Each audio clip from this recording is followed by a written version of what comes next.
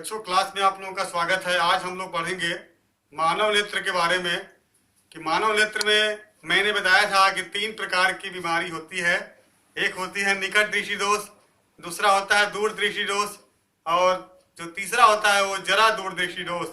हम लोग निकट दृष्टि दोष के बारे में स्टडी कर चुके हैं।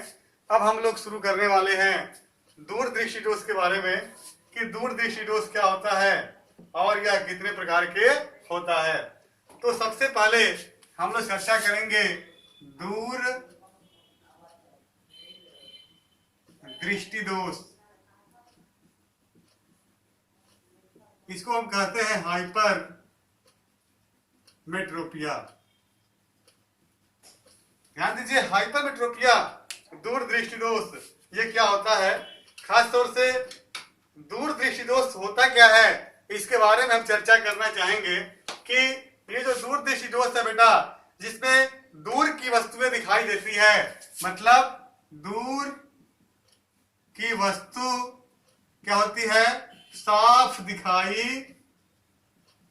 देती है, मतलब साफ दिखाई देती है। लेकिन निकट की वस्तु क्या होती है, नहीं दिखाई देती है, नहीं दिखाई देती है। इसका मतलब क्लियर है कि आप जानते हैं कि जो इसमें दूर दृष्टि दोष में क्या होती है कि दूर की वस्तु साफ दिखाई देती है लेकिन निकट की वस्तु साफ दिखाई नहीं देती है। तो ऐसे दोष को हम कहते हैं दूर दृष्टि दोष। जैसे मैंने आपको बताया था कि कोई भी किताब आप पढ़ते हैं तो 25 सेंटीमीटर की दूरी पे आप पढ़ते हैं। 25 सेंटीमीटर की दूरी पे आप ऐसे रख कर पढ़ेंगे तो आपको दिखाई देता है, मतलब नॉर्मल आंख के लिए, मतलब स्वस्थ आंख के लिए 25 सेंटीमीटर पे क्या करता है, वो देख लेता है। लेकिन जिसके आंख में दूर दृष्टि दोष रहेगी वो 25 सेंटीमीटर की दूरी पे पढ़ना चाहेगा तो उसे 25 सेंटीमीटर की दूरी पे वो नहीं पढ़ सकता है, क्योंकि आपको पता है कि निकट की वस्तु उसे साफ दिखाई नहीं देती है। इसी 25 सेंटीमीटर की दूरी पे जो किताब को रखा है उसको दूर रख के पढ़ेगा। जब वो दूर रख के पढ़ेगा तो उसे साफ दिखाई देगी।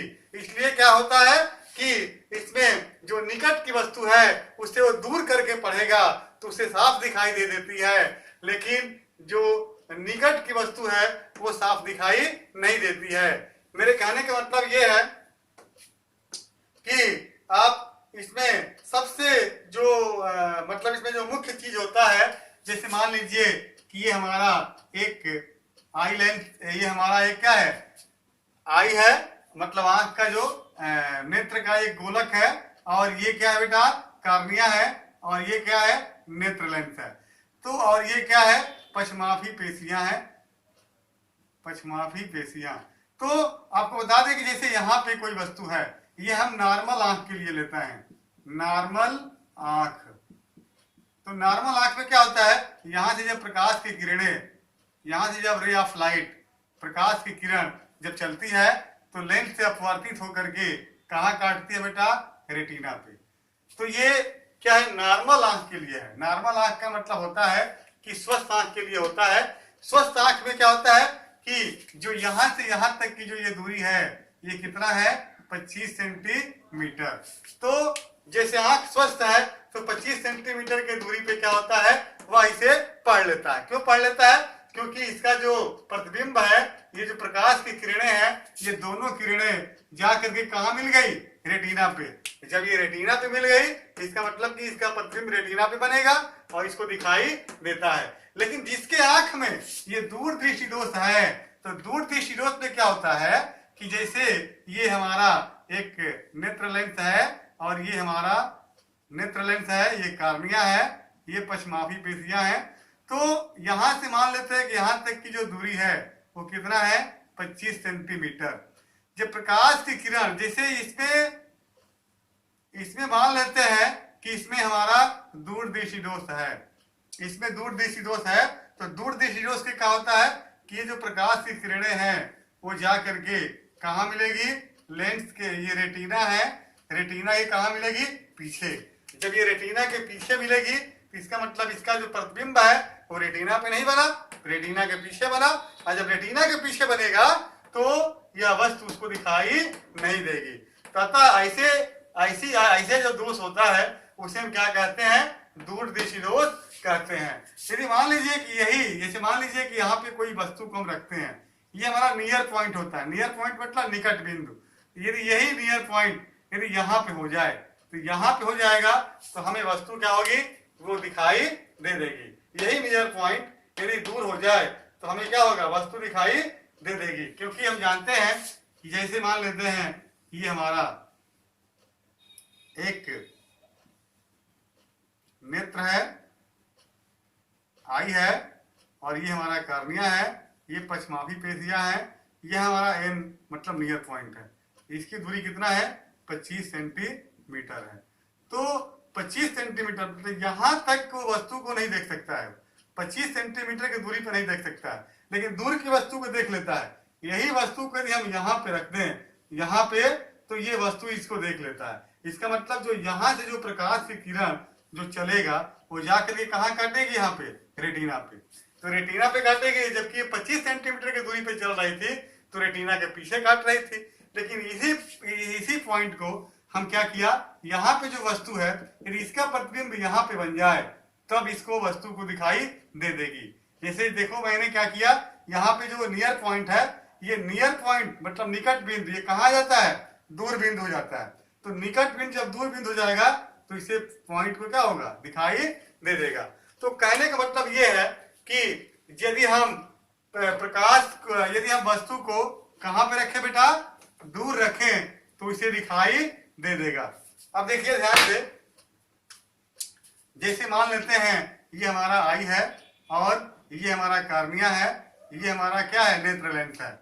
और आपको बता दें कि सबसे जो मेन चीज होता है बेटा इसमें, यहाँ पे हम मान लेते हैं कि कोई वस्तु रखी है, एन नियर पॉइंट कितना है, ये 25 सेंटीमीटर की दूरी पे यहाँ पे रखी गई है। मतलब यहाँ से यहाँ तक की जो दूरी है वो कितना है, 25 सेंटीमीटर। अब यहाँ पे कोई वस्तु रखते हैं तो इसको नहीं दिखाई दे रही है, लेकिन इसका प्रतिबिंब यदि यहाँ पे बन जाए, यहाँ पे बन जाए इसका क्या प्रतिबिंब, तो इसे ये देख पाएगा। तो कहने का मतलब है कि यहाँ पे हम क्या करते हैं, एक उत्तल लेंस लगाते हैं। आगे एक क्या करते हैं, उत्तल लेंस का हम क्या करेंगे बेटा, चश्मा को लगाएंगे। तो यहाँ जब हम उत्तल लेंस के जब हम चश्मा लगाएंगे तो क्या होता है कि आपको बताना मैं चाहूंगा कि यहाँ से जब प्रकाश की किरण चलेगी, देखिए इसका जो प्रतिबिंब है, जैसे यहाँ से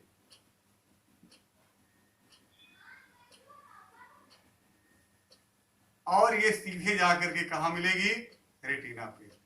और यहां से भी यदि हम इसको ऐसे बढ़ाया तो इसका मतलब क्या समझे आप, इसका मतलब ये है कि इसका प्रतिबिंब कहाँ बना, यहाँ पे बना। यहाँ जो प्रतिबिंब है उसका प्रतिबिंब रेटिना पे बना। तो यहाँ के प्रतिबिंब जब रेटिना में बनेगा तो उसे दिखाई दे देगा। तो इसीलिए हम कहते हैं कि दूरदर्शी दोष में क्या होता है बेटा, दूरदर्शी दोष में हम किस लेंस का उपयोग करते हैं, उत्तल लेंस का उपयोग करते हैं। तो दूरदर्शी दोष के निवारण में हम किसका उपयोग करते हैं, उत्तल लेंस का उपयोग करते हैं। अब इसका कारण क्या है, इसका कारण दो होता है। मेरे कहने का मतलब पहला कारण है लेंस की फोकस दूरी बढ़ जाती है, और दूसरा कारण क्या है, आंख के गोलक का छोटा होना। आंख के गोलक का छोटा होना, जैसे मान लीजिए कि ये आई लेंस है, यदि ये छोटा हो जाए, यदि ये छोटा हो जाए मतलब इतना छोटा हो जाए तो ऑटोमेटिक ये रेटिना क्या होगी, जो ये प्रकाश की जो किरण जा रही है देखो बाहर काट देगी।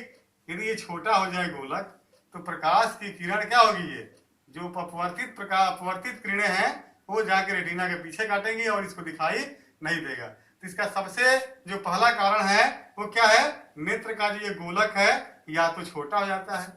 दूसरा इसका कारण जो होता है बेटा वो क्या होता है, लेंस की फोकस दूरी वो क्या होती है बेटा, ये जो लेंस की जो फोकस दूरी होती है बढ़ जाती है। बढ़ जाती है मतलब यहाँ पे देखिए ये वस्तु है और यहाँ पे नेत्र लेंस है, यहाँ से जब प्रकाश की किरण जब जाएगी तो ये कहाँ पे काटेगी, ये पीछे काटेगी। तो ये पीछे काटेगी, इसका मतलब इसकी फोकस दूरी क्या हो गई, बढ़ गई। फोकस दूरी इतना होना चाहिए लेकिन बढ़ गई इतना। तो यही कारण है इसके, एक तो छोटा हो जाना, और दूसरा लेंस की जो वक्रता है वो कम हो जाती है, जिससे इसकी फोकस दूरी क्या होती है, बढ़ जाती है। तो लेंस की वक्रता कम होती है। लेंस की वक्रता मतलब ये पतला हो जाएगा लेंस। जब पतला हो जाएगा तो ये फोकस दूरी क्या होगी, ये बड़ी हो जाएगी। ये फोकस दूरी क्या होगी, बड़ी हो जाएगी। तो यही इसमें मतलब कि इसका कारण होता है। अब हम लोग पढ़ेंगे जरा दूरदर्शी दोष क्या होता है।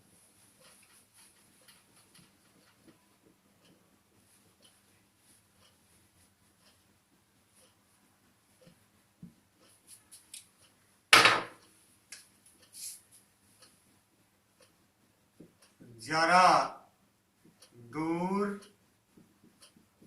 दृष्टिता, देखिए इसको हम कहते हैं इंग्लिश में प्रेस बायोपिया।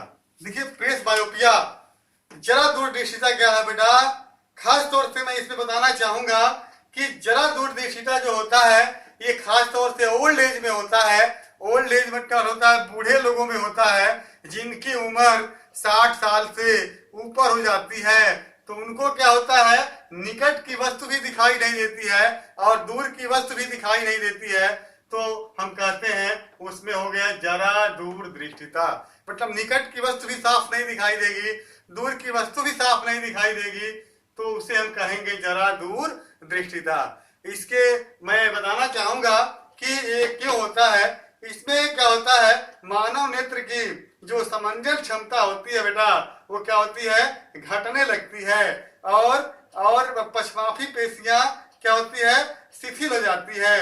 और जैसे मान लीजिए कि यहाँ पे मैंने बताया था कि ये नेत्र लेंस है और ये कार्निया है और ये नेत्र लेंस है।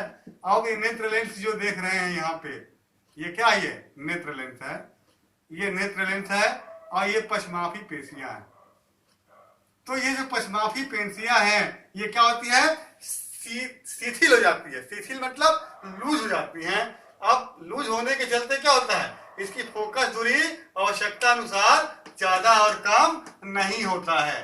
और जब ज्यादा, और इस लेंस की जो समंजन क्षमता है वो भी क्या होती है, कम हो जाती है। समंजन क्षमता कम होने का मतलब कि आवश्यकता अनुसार अपनी फोकस दूरी को चेंज नहीं कर पाता है और इसका लचीलेपन कम हो जाता है। यही कारण है कि यहाँ पे जरा दूरदर्शिता हो जाता है। तो ऐसे लोगों के लिए क्या होता है कि जो चश्मा लगता है, चश्मे में जो ऊपर होता है वो क्या होता है, अवतल लेंस लगा रहता है।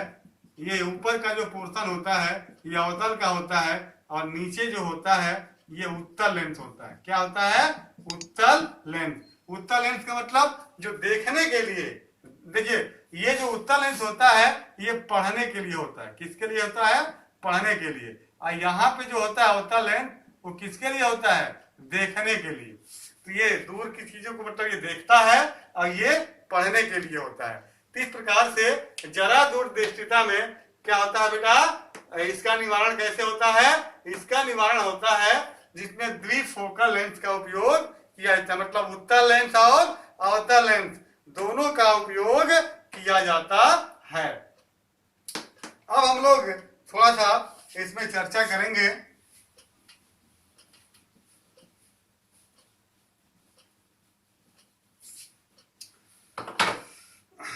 प्रिज्म के बारे में।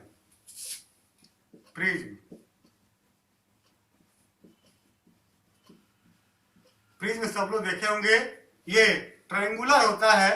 ऐसे ये ट्रायंगुलर होता है बेटा प्रिज्म। और खास तौर से मैं बताना चाहूंगा कि जो प्रिज्म होता है वो क्या उसकी खासियत है। तो यहाँ से यदि प्रिज्म जो होता है ये ग्लास का, ये कांच का बना हुआ एक ट्रायंगुलर शेप होता है। और यदि श्वेत प्रकाश की किरण, यदि मान लेते हैं कि यहाँ से कोई प्रकाश की किरण जब चलती है प्रिज्म में तो ये यहाँ से अपवर्तित होती है और अपवर्तित होकर के फिर यहाँ से भी अपवर्तित होती है। तो यहाँ पे ध्यान दीजिए, आपको बताया मैं, जैसे मान लेते हैं कि ये P है, ये Q है, ये E है, ये F है, ये R है, ये S है। तो यहाँ जो PQ देख रहे हैं ये PQ क्या है बेटा, इसे कहते हैं आपतित किरण। इसे क्या कहेंगे, PQ क्या है, आपतित किरण। और यहां से देखिए, यहां से अपवर्तित हो गई है प्रकाश की किरण, ऐसे जा रही है, सीधे सीधे जा रही है। यहाँ एक सरफेस, आपको पता है कि ये इधर क्या है, विरल माध्यम है, और यहाँ पे अंदर क्या है, सघन माध्यम है, क्योंकि ये कांच हो गया, ये हवा है, हवा से जा रही है कांच में, तो हवा से जब कांच में जाएगी तो ये क्या होगी, अविलंब से, देखिए अविलंब से पास आ जाएगी, झुक जाएगी अविलंब की तरफ, और फिर यहाँ गई, और फिर यहाँ भी क्या होगी, ये प्रकाश की किरण यहाँ भी देखिए, ये यहाँ से फिर बाहर निकल रही है। जब बाहर निकलेगी तो फिर ये क्या होगी, अविलंब से दूर हो जाएगी, मतलब यहाँ से दूर हो जाएगी। इस प्रकार से आपने देखा कि यहाँ पे ये हो गई आपतित किरण, और ये जो EF है, ये क्या, E और F क्या है, अपवर्तित किरण। क्या है, अपवर्तित किरण। और इसको क्या कहेंगे, निर्गत किरण। क्या कहेंगे, निर्गत किरण। निर्गत किरण मतलब ये किरण बाहर निकल रही है, अतः इसे हम कहेंगे निर्गत किरण। अब देखिए, यहां से जो प्रकाश किरण जो चलती है सीधे, यदि इसे सीधे जाना होता, मतलब यहाँ पे प्रिज्म नहीं होता, तो ये कैसे जाती है, ऐसे सीधे निकल जाती। यदि यहाँ प्रिज्म नहीं होता तो ये सीधे एकदम ऐसे चली जाती। अब यहां से ये अपवर्तित हो गई, विचलित हो गई, विचलित होने के बाद यहां से फिर विचलित हुई। देखिए यहाँ एक बार विचलित हुई, फिर यहाँ दूसरी बार विचलित हुई। अब ये जो लास्ट में जो निर्गत किरण है, लास्ट वाली, यदि इसको पीछे बढ़ाएं सीधे ऐसे, तो यहाँ पे एक कोण बनेगा। क्या बनेगा, यहाँ पे एक कोण बनेगा, और इसी कोण को क्या कहते हैं, डेविएशन। मतलब इसको हम क्या कहेंगे, विचलन कोण। क्या कहेंगे, विचलन कोण। ये है विचलन कोण। और ये जो प्रिज्म का जो ऊपर का जो कोण है, इसे हम कहेंगे प्रिज्म कोण। क्या कहेंगे, प्रिज्म कोण। तो इस प्रकार से आप समझ गए होंगे कि ये आपतित किरण है, ये प्रकाश की किरण है, और प्रकाश की किरण जब प्रिज्म से गुजरती है तो यहाँ से अपवर्तित होती है, और फिर यहाँ से अपवर्तित होकर के नीचे निर्गत किरण के रूप में आती है। तो इसको हम क्या कहेंगे बेटा, प्रिज्म। तो कहने का मतलब ये है, आप देखिए, जैसे मान लीजिए मैंने क्या बताया कि यहाँ से प्रकाश किरण गई, यहाँ से घूम गई, तो विचलन, विचलन मतलब क्या होता है, जैसे प्रकाश किरण यहाँ से गई, अब यहाँ से ये इधर घूम गई। यदि ये नहीं घूमती इधर, तो इसका मतलब ये इसे सीधी जाती, तो सीधी जाती, तो सीधी जाती इधर, और ये विचलित हो गई, तो इसके बीच में जो कोण बनता है, यही कहलाता है क्या, विचलन कोण। क्या कहलाता है, तो यही कोण है ये। यदि यहां से प्रकाश की किरण चल रही है, यदि ये सीधी जाती और ये निर्गत किरण है, इसको मिलाया, तो ये बन गया विचलन कोण। तो इस प्रकार से आप समझ गए होंगे कि क्या क्या होता है। अब यहाँ पे देखिए, यहाँ पे क्या है, ये यहाँ पे अभिलंब और आपतित किरण के बीच ये क्या है, आई। आई क्या होता है, आपतन कोण। और यहाँ देखिए ये क्या है, आर, ये क्या होता है, अपवर्तन कोण। आपतन कोण, अपवर्तन कोण, आपतित किरण, अपवर्तित किरण, निर्गत किरण। और डी क्या है, विचलन कोण। और ये ए क्या है, मतलब यहाँ पे जो कोण बन रहा है, ये क्या है, प्रिज्म कोण। तो इसके बारे में आप खास तौर से समझ गए होंगे कि ये क्या होता है। अब आगे हम थोड़ा सा चर्चा करेंगे प्रकाश का विक्षेपण क्या होता है। प्रकाश के विक्षेपण के बारे में हम बताना चाहेंगे।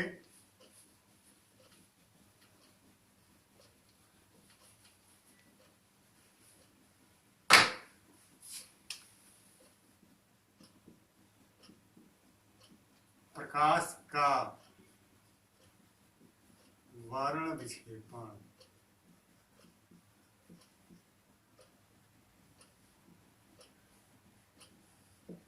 ध्यान दीजिए, प्रकाश का जो वर्ण विक्षेपण होता है, देखिए प्रकाश के अवयवी विभाजन को विक्षेपण कहते हैं। मतलब आपको मैं बताना चाहूंगा कि यदि एक प्रिज्म है, क्या है ये प्रिज्म, तो प्रिज्म से कोई भी श्वेत प्रकाश किरण यदि जाती है, ये क्या है, श्वेत प्रकाश किरण यदि आपतित होती है तो यहां से ये क्या होगी बेटा, अपवर्तित होगी, और फिर यहां से नीचे अपवर्तित होगी। अब आप समझ लीजिए कि यदि मान लीजिए कि यही प्रकाश की किरण जब प्रिज्म से निकलती है तो इसमें 7 कलर अलग अलग दिखाई देता है। कैसे दिखाई देता है, इस बात को समझना है। आप मान लीजिए कि यहां से जो ये प्रकाश की किरण दिखाई दे रही है, यदि यहां से जो प्रकाश की किरण है यदि थोड़ा सा विचलित होती, ऐसे थोड़ा सा, तो जो थोड़ा सा विचलित होती है वो क्या होता है, रेड। क्या होता है, रेड मतलब लाल, और इसे लाल। और यदि ज्यादा विचलित होती है तो क्या होता है, बैगनी। बैगनी मतलब क्या होता है, वॉयलेट। आ रहा समझ में, बैगनी मतलब वॉयलेट। तो इस प्रकार से इसमें 7 कलर बीच में दिखाई देंगे। वो कैसे दिखाई देते हैं इसको मैं बताना चाहूंगा आपको। यहां पे देखिए,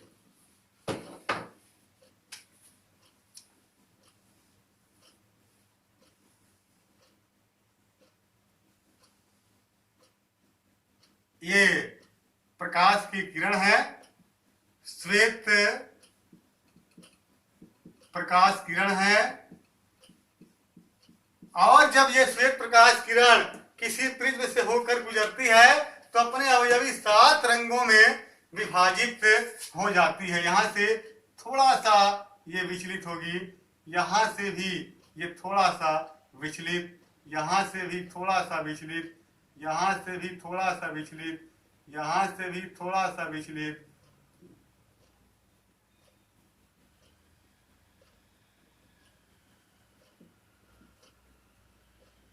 इस 7, 1 2 3 4 5 6, एक और जाएगी यहां से, ऐसे 7। फिर अब ये फिर यहां से फिर ऐसे 1 2 3 4, ऐसे ये विचलित। अब यहां देखिए, जो सबसे जो नीचे जो कलर होगा वो होगा, विबग्योर का नाम आप सुने होंगे, मतलब ये है लाल। सबसे ऊपर क्या है, लाल। ये है नारंगी, ये है पीला, येलो मतलब पीला, ग्रीन मतलब हरा, ये है नीला, इंडिगो। इंडिगो मतलब क्या होता है, आसमानी, और ये है बैगनी। इसको इंग्लिश में कहते हैं विबग्योर। विबग्योर का मतलब ये है वॉयलेट। वॉयलेट मतलब बैगनी। आई से इंडिगो, इंडिगो मतलब आसमानी। बी से ब्लू, ब्लू मतलब नीला। जी से ग्रीन, ग्रीन मतलब हरा। वाई से येलो, येलो मतलब पीला। ओ से ऑरेंज, ऑरेंज मतलब नारंगी। आर से रेड, रेड मतलब लाल। तो इस प्रकार से आपने देखा कि जब श्वेत प्रकाश की किरण किसी प्रिज्म से गुजरती है तो वह अपने अवयवी 7 रंगों में अलग अलग विभाजित हो जाती है। और प्रकाश के इस घटना को हम क्या कहते हैं बेटा, प्रकाश का वर्ण विक्षेपण कहते हैं। और जो ये 7 रंगों की जो ये पट्टी दिखाई देती है इसको हम क्या कहते हैं, स्पेक्ट्रम। क्या कहते हैं, स्पेक्ट्रम। इसे हम स्पेक्ट्रम कहेंगे। तो कहने का मतलब ये है कि जो 7 रंगों की जो अलग अलग जो कलर यहाँ पे दिखाई देती है, इस कलर को, पूरे कलर के जो बैंड होते हैं, पूरे कलर की जो समूह होता है, इसको हम कहेंगे स्पेक्ट्रम। इस प्रकार से आप समझ गए होंगे कि जो सफेद प्रकाश की किरण है इसमें लाल रंग का जो विचलन होता है वो सबसे कम होता है। लाल रंग का विचलित मतलब विचलन सबसे कम होता है, और बैगनी रंग का विचलन सबसे ज्यादा होता है। ऐसा क्या कारण है? ऐसा क्या कारण है कि बैगनी रंग सबसे कम विचलित होती है और लाल रंग सबसे अधिक, बैगनी रंग सबसे अधिक विचलित होती है और लाल रंग सबसे कम विचलित होता है? इसका कारण ये है कि लाल रंग जो होता है बेटा, इसका तरंग दैर्ध्य क्या होता है? तरंग दैर्ध्य सबसे अधिक होता है। क्या होता है इसका? अधिक। तरंग दैर्ध्य मतलब वेवलेंथ। वेवलेंथ लाल रंग का सबसे अधिक होता है और जबकि बैगनी का वेवलेंथ सबसे कम होता है। तो बैगनी रंग का जो वेवलेंथ होता है वो सबसे कम होता है। तो मेरे कहने का मतलब ये है कि ये जो प्रिज्म है, यहां से श्वेत प्रकाश की किरण जब चलेगा तो यहां से ध्यान दीजिएगा, यहां से जब ये विचलित होगा, विचलन के बाद यहां से ऐसे, तो जो सबसे ऊपर जो कलर होगा वो लाल होगा और सबसे नीचे जो कलर होगा वो क्या होगा? बैगनी होगा। क्या होगा? बैगनी। और इसके बीच में कितने कलर होंगे? 5 और कलर होंगे। टोटल 7 कलर होता है। तो कहने का मतलब है कि जब श्वेत प्रकाश की किरण किसी प्रिज्म से होकर गुजरता है तो अपने अवयवी 7 रंगों में अलग अलग विभाजित हो जाता है और इसको हम प्रकाश का वर्ण विक्षेपण कहते हैं। ये कई बार बोर्ड एग्जाम में ये क्वेश्चन आ भी चुका है। अब यदि ये 7 रंगों को, 7 कलर को आप यदि फिर मिला दीजिए या फिर एक ऐसा प्रिज्म खड़ा कर दीजिए तो फिर ये श्वेत बन जाएगा। कैसे बनेगा? इसको आप बिल्कुल ध्यान से समझेंगे कि ये कैसे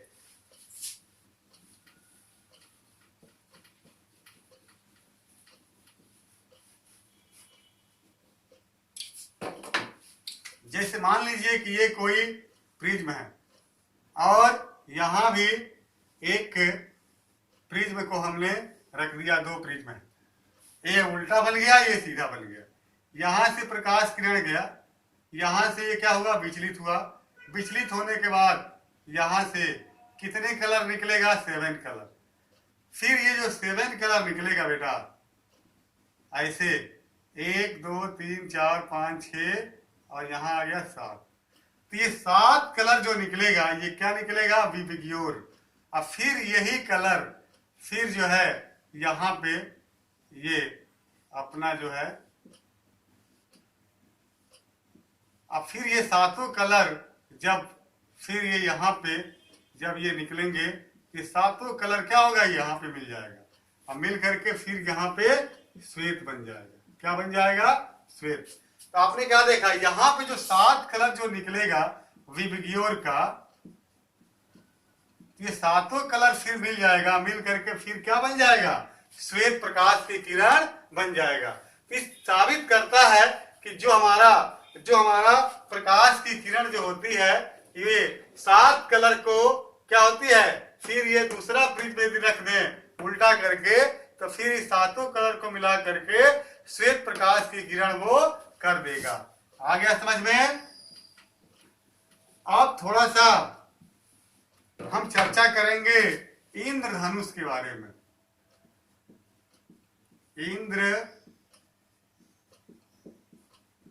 देखिए बरसात के दिनों में क्या होता है कि आप देखे होंगे बारिश के दिनों में आसमान में जब बादल लगी रहती है, जब बारिश होती है कभी कभी, तो आसमान में 7 कलर का ऐसे एक इंद्रधनुष दिखाई देता है। ऐसे 7 कलर इसमें होते हैं और दिखाई देता है तो लड़के कहते हैं कि वो क्या है बेटा? इंद्रधनुष होता है। तो ये बनता कैसे है यहाँ पे ध्यान दें। यदि मान लेते हैं कि ये सूर्य है, ये क्या है? ये सूर्य है। क्या है? ये सूर्य। तो सूर्य का प्रकाश ये बादल में ये वर्षा के बूंद है। जब सूर्य की प्रकाश जब यहाँ पे चलेगा, यहाँ से चलेगा तो ये जो देख रहे हैं यहाँ से चलने के बाद फिर ये अपवर्तित होगा, यहाँ से परावर्तित होकर के ये फिर प्रकाश की किरण इधर घूम जाएगा। तो आपने क्या देखा? ये जो प्रकाश की किरण है इधर यहाँ से क्या हो गई? ये कम बैक हो गई, यहाँ अपवर्तित हुई और यहाँ परावर्तित हुई। यहाँ क्या हुई? परावर्तित हुई, यहाँ से परावर्तित हुई और यहाँ से चली। जब आंख यहां से लगा के देखेंगे, प्रकाश की किरण जैसे आंख पे पहुंचेगी, पता चलेगा कि ये यहाँ पे 7 कलर की पट्टी दिखाई देती है। तो ये भी क्या है, प्रकाश के वर्ण विक्षेपण के कारण ही होता है। ये प्रकाश का जो वर्ण विक्षेपण है, उसी के कारण यहाँ पे क्या होता है, आसमान में इंद्रधनुष दिखाई देता है। आ रहा है समझ में? तो ये ध्यान देना कि इंद्रधनुष किधर बनेगा, सूर्य के अपोजिट साइड में बनेगा। यदि सूर्य इधर है तो इंद्रधनुष कहाँ बनेगा, इधर बनेगा। और यदि सूर्य इधर है तो उधर, मतलब सूर्य के हमेशा अपोजिट साइड में बनेगा। तो ये प्रकाश की किरण जब चलती है, वर्षा के बूंद से जब टकराएगी तो यहाँ से अपवर्तित होगी और यहाँ से परावर्तित होगी, और ये 7 कलर में यहाँ दिखाई देगा। 7 कलर में यहाँ पे सेपरेट हो जाएगा अलग अलग, और हम कहते हैं कि यहाँ आसमान में इंद्रधनुष दिखाई दे रहा है। आ रहा है समझ में? तो ये बहुत इंपॉर्टेंट है। इसमें थोड़ा सा और रह गया है, जिसको मैं अगले दिन आप लोगों को समझाऊंगा। जैसे आकाश में तारे टिमटिमाते हैं, क्या है, इसको पूरा बढ़िया से अगले दिन इसको पूरा समझा दूंगा। और इसके बाद आप लोग इसको बढ़िया से बार बार देखोगे, बढ़िया से बार बार समझोगे। अब मैं अपनी पढ़ाई को बंद कर रहा हूँ।